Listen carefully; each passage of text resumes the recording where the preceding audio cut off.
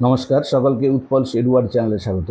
আজকের ভিডিওতে আমরা ক্লাস 11-এর ফার্স্ট সেমিস্টারেতে সিস্টার নিবেদিতার লেখা অমরনাথ এই গল্প থেকে যে সকল এমসিকিউগুলো তোমাদেরকে ফার্স্ট সেমিস্টারের এক্সামের জন্য খুব ভালো করে প্রস্তুত করতে হবে তা নিয়ে ডিটেলস আলোচনা করব। তাই তোমরা ভিডিওটা স্কিপ না করে অবশ্যই প্রথম থেকে শেষ পর্যন্ত দেখবে। আর যারা চ্যানেলটা আজ প্রথম দেখছো বা চ্যানেলটা এখনও সাবস্ক্রাইব করোনি তারা অবশ্যই চ্যানেলটা সাবস্ক্রাইব করে পাশে থাকা বেল বাটনটা প্রেস করবে, যাতে পরের ভিডিওগুলো আপলোড করার সাথে সাথে তোমাদের কাছে নোটিফিকেশান পৌঁছে যায়। আমি অলরেডি অমরনাথ গল্পের প্রতিটি লাইনের বাংলা অনুবাদ ও বিশ্লেষণ করেছি। যারা সে ভিডিওটা দেখোনি তাদের জন্য আমি ডেসক্রিপশন বক্সে সে ভিডিওর লিঙ্ক দিয়ে দিয়েছি, তোমরা অবশ্যই তোমাদের সময় মতো দেখে নিও। এছাড়াও ক্লাস 11-এর প্রথম সেমিস্টারেতে যে সকল পিসগুলো আছে প্রোজ, পোয়েট্রি বা র্যাপিড রিডারের, প্রত্যেকটা পিসের প্রতি লাইনের বাংলা অনুবাদ, বিশ্লেষণ এবং সেখান থেকে কী কী প্রশ্ন তোমাদেরকে পরীক্ষার জন্য প্রস্তুত করতে হবে তা নিয়ে আলোচনা করে ভিডিও আপলোড করেছি। তার লিঙ্কও আমি ডেসক্রিপশন বক্সে দিয়ে দিয়েছি, তোমরা অবশ্যই ভালো করে দেখে নিও। দেখো, অমরনাথ গল্প থেকে আমাদেরকে 3টি এমসিকিউ এর উত্তর প্রথম সেমিস্টারেতে দিতে হবে। তাহলে প্রোজ থেকে মোট 10টি এমসিকিউ করতে হবে, অ্যান অ্যাস্ট্রোলজার্স ডে থেকে 4টি, অমরনাথ থেকে 3টি, আর দ্য স্বামী অ্যান্ড মাদার ওয়ারশিপ এটা থেকে 3টি। তাহলে এই মোট 10টির মধ্যে অমরনাথ থেকে 3টি এমসিকিউ করতে হবে। আমি এখানে তোমাদের একদম ডাইরেক্ট প্রশ্ন এবং উত্তর লিখে দিয়েছি। যদি এমসিকিউ প্যাটার্নগুলো দেখাতাম 4টে করে অপশন দিয়ে তাহলে অনেক লেন্দি হয়ে যেত ভিডিওটা। তাই যেটা উত্তর হবে আমি সেটাও লিখে দিয়েছি একদম ডাইরেক্ট, এবং সেটার নিচে আমি লাল কালিতে দাগ দিয়ে দিয়েছি। তোমরা একটু ভালো করে খেয়াল করো, তোমরা জাস্ট এই লাইনগুলোকে বারবার পড়ে যাবে, তাহলে যাই প্রশ্ন পড়ুক না কেন তোমরা লিখতে পারবে। আর একটা কথা বলে নিই, তোমরা এই এমসিকিউগুলো পড়ার আগে টেক্সটটাকে কিন্তু ভালো করে পড়ে নিও। যদি টেক্সটের কাহিনীটা মনে না থাকে তাহলে কিন্তু তোমরা উত্তরগুলো মনে রাখতে পারবে না। তাই টেক্সটটাকে ভালো করে পড়বে, তারপরে এই প্রশ্ন উত্তরগুলো পড়বে। দেখো, original name of sister Nivedita is Margaret Elizabeth Nobel. তাহলে সিস্টার নিবেদিতার লেখা অমরনাথ। সিস্টার নিবেদিতার আসল নাম ছিল Margaret Elizabeth Nobel. Born on 28 October 28 October 1867 1867 খ্রিস্টাব্দে তিনি জন্মগ্রহণ করেছিলেন ইন আয়ারল্যান্ডে। তাহলে প্রশ্ন পড়বে নিবেদিতার আসল নাম কি ছিল। দেখো, মার্গারেট এলিজাবেথ নোবেল, আর তিনি কোথায় কখন জন্মগ্রহণ করেন 28 অক্টোবর 1867 খ্রিস্টাব্দে আয়ারল্যান্ডে। 2 নম্বরে দেখো, অমরনাথ ইজ টেকেন ফ্রম, যে অমরনাথ গল্পটা নেওয়া হয়েছে খুব ভালো করে মনে রাখবে the master as I saw him এই বই থেকে, চ্যাপ্টার 8। এটাও খুব ভালো করে মনে রাখবে যে the master as I saw him বইয়ের 8 নম্বর চ্যাপ্টার থেকে অমরনাথ গল্পটা নেওয়া হয়েছে। 3 নম্বরে দেখো, Amarnath was first publish in 1906। Amarnath গল্পটা প্রথম প্রকাশিত হয়েছিল 1906 খ্রিস্টাব্দে ইন প্রবুদ্ধ ভারতে। তাহলে দুটো প্রশ্ন পড়তে পারে, কবে প্রকাশিত হয়েছিল 1906, আর কোথায় না ইন প্রবুদ্ধ ভারত। 4 নম্বরে দেখো, স্বামীজি সাডেনলি অ্যানাউন্সড, স্বামীজি হঠাৎ করে ঘোষণা করেছিলেন টু গো টু অমরনাথ যাবেন বলে, যে হঠাৎ করে তিনি ঘোষণা করেছিলেন অমরনাথ যাবেন বলে। দেখো, কখন ঘোষণা করেছিলেন, in the course of an open air meal, খোলা আকাশের নিচে বসে যখন তারা খাবার গ্রহণ করছিল অ্যাট মুঘল গার্ডেনে। তাহলে এটাও প্রশ্ন পড়তে পারে যে কোথায় ঘোষণা করেছিলেন, না মুঘল গার্ডেনে যখন খোলা আকাশের নিচে তারা খাবার গ্রহণ করছিল। 5 নম্বরে দেখো, মুঘল গার্ডেন ইজ অ্যাট আছাবল, যে মুঘল গার্ডেন কোথায় অবস্থিত, আছাবলেতে। খুব ভালো করে মনে রাখবে। 6 নম্বরে দেখো, Swamiji decided to take with him, Swamiji স্থির করেছিলেন তার সাথে নেবেন কাকে, দেখো হিজ ডটার, তার কন্যা সিস্টার নিবেদিতাকে, যে তিনি তাদের ওই তীর্থযাত্রায় অমরনাথ যাত্রায় তার কন্যা সিস্টার নিবেদিতাকেও তার সঙ্গে নেবেন। 7 নম্বরে দেখো, অ্যাকর্ডিং টু দ্য অথার, লেখকের মতে, there was too much feeling of delighted congratulation, সেখানে ছিল প্রচণ্ড অনুভূতি, কিসের, আনন্দপূর্ণ অভিবাদনের। 8 নম্বরে দেখো, ফরচুনেট মেম্বার রেফার্স টু, এখানে ভাগ্যবান সদস্য বলতে বোঝানো হয়েছে টু দ্য ন্যারেটর, যিনি কথক গল্পের বা রাইটারও বলতে পারো, অর সিস্টার নিবেদিতা বা সিস্টার নিবেদিতাকে বোঝানো হয়েছে। 9 নম্বরে দেখো, the person who was in charge of the journey, যে ব্যক্তিটা এই যাত্রার দায়িত্বে ছিলেন, ওয়াজ দ্য স্টেট অফিসার, তিনি ছিলেন স্টেট অফিসার। 10 নম্বরে দেখো, from Achabal they went back to Islamabad, Achabal থেকে তারা ফিরে গিয়েছিলেন ইসলামাবাদে। 11 নম্বরে, ইন ইসলামাবাদে Swamiji with his follower stayed in a boat, Swamiji তার সঙ্গীদের সাথে একটা নৌকাতে ছিলেন। 12 নম্বরে দেখো, they return to the boat, তারা ফিরে এসেছিল নৌকাতে, কিসের জন্য, ভালো করে পড়বে, to arrange everything for their journey, ব্যবস্থা করার জন্য তাদের যাত্রার, যে তাদের যাত্রায় যে তারা যে পিলগ্রিম তীর্থযাত্রা করবে অমরনাথ, সেই তীর্থযাত্রার জন্য সব কিছু ব্যবস্থা করতে তারা ফিরে এসেছিল আছাবল থেকে ইসলামাবাদের বোটে। 13 নম্বরে দেখো, the gathering of pilgrims was all very orderly, তীর্থযাত্রীদের যে জমায়েতটা, যে তখন বলেছিল কাশ্মীরটা পুরো তীর্থযাত্রী পরিপূর্ণ ছিল, সেটা সব কিছুই ছিল কিন্তু খুবই শৃঙ্খলাপরায়ণ। 14 নম্বরটা দেখো, the number of people gathered, যে সংখ্যক মানুষটা জড়ো হয়েছিল ইন এ ফিল্ড, একটা মাঠেতে, ওয়াজ সংখ্যাটা কীরকম ছিল, 2 or 3,000, 2 থেকে 3,000। 15 নম্বরে দেখো the people encamped in a field and left the camp at dawn. দেখো মানুষজন তারা কি করতো, তাঁবু খাটাতো একটা মাঠে এবং ত্যাগ করতো তাঁবু ভোরের বেলায়। 16 নম্বরে দেখো after the departure of the host there remained. ওই তীর্থযাত্রীর দল প্রস্থান করার পর যখন তাঁবু তুলে নিয়ে চলে যেত, রিমেন্ড সেখানে থেকে যেত দ্য ট্রেস চিহ্ন of their ashes of cooking fire. রান্না করার আগুনের জন্য যে ছাইভস্য তৈরি হতো, শুধু ছাইভস্যটুকু যা থেকে যেত, বাকি তারা সব ভালো করে পরিষ্কার করে দিয়ে চলে যেত। 17 নম্বরে দেখো the pilgrims of host carried with them a bazaar. দেখো ওই তীর্থযাত্রী দল তাদের সঙ্গে একটা বাজার নিয়ে যেত সঙ্গে, খুব ভালো করে মনে রাখবে। 18 নম্বরে দেখো pitching of tents and opening of shops. তাঁবু খাটানো এবং দোকান খোলা টুক প্লেস ঘটতো উইথ ইনক্রেডিবল র্যাপিডিটি, অবিশ্বাস্য দ্রুততার সাথে, খুব ভালো করে মনে রাখবে। অ্যাট এভরি হল্টিং প্লেস, প্রত্যেকটা বিশ্রামের জায়গায় যেখানেই তারা থামতো সেখানেতে তারা তাঁবু খাটাতো এবং বাজারটা খুলতো প্রচণ্ড দ্রুততার সাথে। 19 নম্বরে দেখো through the middle of one part of the camp. ক্যাম্পের একটা অংশের মধ্য দিয়ে would run a broad street, থাকতে একটা চওড়া রাস্তা। 20 নম্বরে দেখো খুব ভালো করে মনে রাখবে ইন দ্য বাজার ওয়ান কুড বাই। ওই যে বাজারগুলো তারা সঙ্গে নিয়ে যেত তীর্থযাত্রী দলের সঙ্গে, সেখানে একজন কিনতে পারতো কি দেখো, ড্রাইড ফ্রুটস শুকনো ফল, মিল্ক দুধ, রাইস চাল অ্যান্ড ডালস এবং ডাল। যে বাজারের মধ্যে এই জিনিসগুলো বা আইটেমগুলো পাওয়া যেত। 21 নম্বরে দেখো the tent of the তহসিলদার was between the tents of Swamiji and the narrator. যে তহসিলদারের তাঁবুটা ছিল স্বামীজি এবং বক্তার তাঁবুর মধ্যে, খুব ভালো করে মনে রাখবে যে একদিকে থাকতো স্বামীজির তাঁবু আর একদিকে থাকতো ন্যারেটরের তাঁবু, মাঝে থাকতো তহসিলদারের তাঁবু। 22 নম্বরে দেখো the neighbourhood of the tahsildar became a social centre. তহসিলদারের পার্শ্ববর্তী অঞ্চলটা হয়ে যেত একটা সামাজিক কেন্দ্রবিন্দু। 23 নম্বরে দেখো the colour of the tents of the monks. যে ওই যে সন্ন্যাসীরা তীর্থযাত্রা করতো তাদের তাঁবুর রংটা ছিল ওয়াজ গেরুয়া, গেরুয়া বা স্যাফরনও কিন্তু পরীক্ষাতে পড়তে পারে। 24 নম্বরে দেখো the size of the tents of the monks was like. তাঁবুগুলোর আকারটা, যে সন্ন্যাসীরা যে তাঁবুগুলো খাটাতো, সাধু সন্তরা যে তাঁবুগুলো খাটাতো, তার আকারটা ছিল লাইক এ বিগ আমব্রেলা, একটা বড় ছাতার মতো। মানে তাঁবুর আকারটা ছিল খুবই ছোট, একটা বড় আমব্রেলার মতো, ছাতার মতো।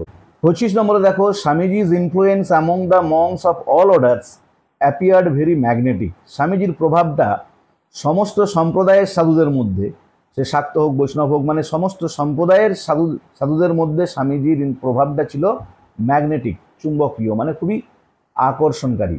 26 নম্বরে দেখো the monks who swarmed about Swamiji were more learned. যে সকল সন্ন্যাসীরা বা সাধুরা স্বামীজির কাছে আসতেন, জমা হতেন, তারা ছিল খুবই শিক্ষিত। 27 নম্বরে দেখো দে মানে কারা, দ্য মংস, ওই সাধুরা talked with Swamiji about Lord Shiva. তারা স্বামীজির সঙ্গে মহাদেবের ব্যাপারে আলোচনা করতো বা কথাবার্তা বলতো। 28 নম্বরে দেখো Swamiji had a deep sympathy for Mohammedanism. স্বামীজির ছিল গভীর করুণা ইসলামদের প্রতি। 29 নম্বরে দেখো when Swamiji talked about the outer world. যখন স্বামীজি বাহ্যিক জগতের কথা বলতেন, হি ফেসড প্রোটেস্ট, তিনি প্রতিবাদের মুখোমুখি হতেন ফ্রম দ্য মংস, ওই সন্ন্যাসীদের কাছ থেকে বা সাধুদের কাছ থেকে। 30 নম্বরে দেখো the soil of Punjab was flooded. পাঞ্জাবের মাটিটা প্লাবিত হয়েছিল with the blood of the people, মানুষের রক্তে, খুব ভালো করে মনে রাখবে। হু ডাইড ফর দ্য ফেথ। এখানে ফেথ মানে রিলিজিয়ন, যারা তাদের ধর্মবিশ্বাসের জন্য মারা গিয়েছিল। এই ধর্মবিশ্বাসের জন্য যারা মারা গিয়েছিল তাদের রক্তে পাঞ্জাবের মাটি প্লাবিত হয়েছিল। 31 নম্বরে দেখো an anachronism of the future. It suggest, এখানে অ্যানাক্রনিজম অফ দ্য ফিউচার বলতে বোঝানো হয়েছে পার্সন, একজন ব্যক্তিকে, who is ahead of his time, যিনি তার সময়ের অগ্রে এগিয়ে যাচ্ছেন, মানে সময়ের থেকে অ্যাডভান্স, যিনি সময়ের থেকে আগিয়ে আছেন। 32 নম্বরে দেখো Swami Vivekananda is referred as anachronism of future. Swami বিবেকানন্দকে এখানে বলা হয়েছে ভবিষ্যৎ বক্তা বলে, যে তিনি হচ্ছেন ভবিষ্যৎ পথের দিশারি। 33 নম্বরে দেখো the tahsildar came to Swamiji to be his disciple. তহসিলদার এসেছিলেন স্বামীজির কাছে, পরবর্তীকালে আমরা গল্পটাই পড়েছি, তার শিষ্য হবার জন্য। 34 দেখো লিভিং ইসলামাবাদ, ইসলামাবাদ ত্যাগ করে দে ক্যাম্পড অ্যাট পাওয়ান। তোমরা কিন্তু এই জায়গাগুলো পরপর ভালো করে মনে রাখবে যে ইসলামাবাদ ত্যাগ করে তারা পাওয়ানেতে তাঁবু খাটিয়েছিল। ফেমাস ফর হোলি স্প্রিংস, খুব ভালো করে মনে রাখবে, পাওয়ান বিখ্যাত ছিল হোলি স্প্রিংসের জন্য, পবিত্র ঝর্ণার জন্য। 35 নম্বরে দেখো ইন দ্য ইভিনিং, সন্ধ্যাবেলায় অ্যাট পাওয়ানেতে the narrator was charmed by. বক্তা মুগ্ধ হয়েছিল কিসের দ্বারা, the reflection of the light on the tank water, যে ওই ট্যাঙ্কের জলে আলোর প্রতিফলন সেটা দেখে। দেখো জলের রংটা কিরকম ছিল, ক্লিয়ার ব্ল্যাক কালার। খুব ভালো করে মনে রাখবে যে ট্যাঙ্ক ওয়াটারের কালারটা ছিল ক্লিয়ার ব্ল্যাক। 36 নম্বরে দেখো অ্যাট পাওয়ানেতে little groups of pilgrims were moving, ছোট ছোট তীর্থযাত্রীর দলেরা ঘুরে বেড়াচ্ছিল ফ্রম শ্রাইন টু শ্রাইন, এক তীর্থকেন্দ্র থেকে অন্য তীর্থকেন্দ্রে। শ্রাইন মানে যেগুলো হচ্ছে পবিত্র তীর্থকেন্দ্র, সেগুলোকে শ্রাইন বলা হয়। 37 নম্বরে দেখো আফটার পাওয়ানের পর দে ক্যাম্পড অ্যাট পাহেলগাম, তারা তাবু খাটিয়েছিল পেহেলগাম। এইগুলো খুব ভালো করে, ইসলামাবাদের পরে পাওয়ানের পরে Pahalgam. Known as the village of the shepherd, খুব ইম্পর্টেন্ট প্রশ্ন, যে পেহেলগাম কি নামে পরিচিত, শেফার্ডদের গ্রাম, মেষপালকদের গ্রাম নামে পরিচিত।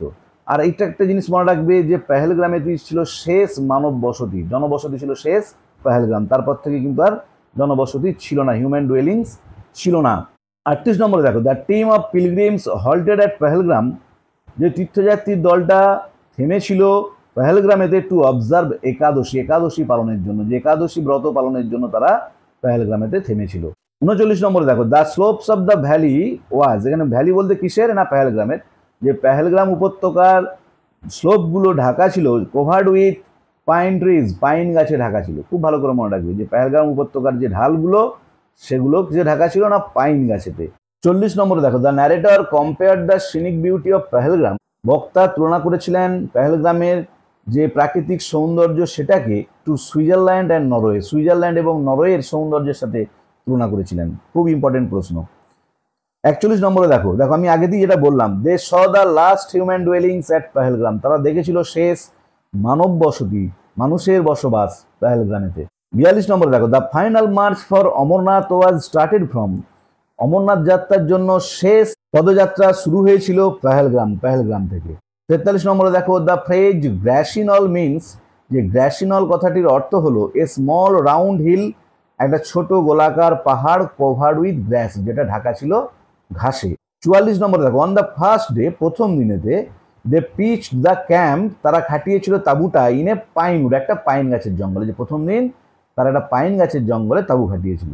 45 নম্বরে দেখো অন দ্য সেকেন্ড ডে, দ্বিতীয় দিনে they crossed a snow line, তারা পার হয়েছিল একটা হিমরেখা, and camped beside a frozen river, এবং তাঁবু খাটিয়েছিল একটা ফ্রোজেন রিভার মানে নদী যেটা বরফে জমে গেছে, যে জমাটবদ্ধ নদীর পাশে তারা তাঁবু খাটিয়েছিল এবং একটা হিমরেখা পার হয়েছিল। খুব ভালো করে মনে রাখবে। 46 নম্বরে দেখো অ্যাট নাইট, রাত্রিবেলা বিসাইড দ্য ফ্রোজেন রিভার, ওই জমাটবদ্ধ নদীর পাশে দে লাইটেড দ্য ক্যাম্প ফায়ার, তার আগুন জ্বালিয়েছিল উইথ জুনিপার গাছের কাঠ দিয়ে। খুব ইম্পর্টেন্ট প্রশ্ন। 47 নম্বরে দেখো the servants had to wonder many Miles, চাকর বাকর দিকে অনেক মাইল হাঁটতে হয়েছিল, ঘুরতে হয়েছিল ইন সার্চ অফ ফুয়েল, জ্বালানির খোঁজে, অন দ্য থার্ড ডে, তৃতীয় দিনে। খুব ইম্পর্টেন্ট প্রশ্ন, কবে সবার গন্ডগোল হয়ে যায়, কেউ দ্বিতীয় দিন লেখে কেউ প্রথম দিন লেখে, কিন্তু এটা তৃতীয় দিন। 48 নম্বরে দেখো at the end of the regular pathway, যে নিয়মিত রাস্তার শেষে দে ফাউন্ড গোটওয়ে, তারা একটা পশু যাতায়াতের রাস্তা পেয়েছিল, along which they reach the cave of Amarnath, যে পথ দিয়ে তারা পৌঁছে গিয়েছিল অমরনাথ গুহাতে। 49 নম্বরে দেখো Swamiji bathed in the ice cold water of 5 streams, Swamiji স্নান করেছিলেন বরফের মতো ঠান্ডা 5টা নদীর জলে। খুব ভালো করে মনে রাখবে যে কটা ঠান্ডা বরফের মতো ঠান্ডা নদীর জলে স্বামীজি স্নান করেছিলেন না 5টা।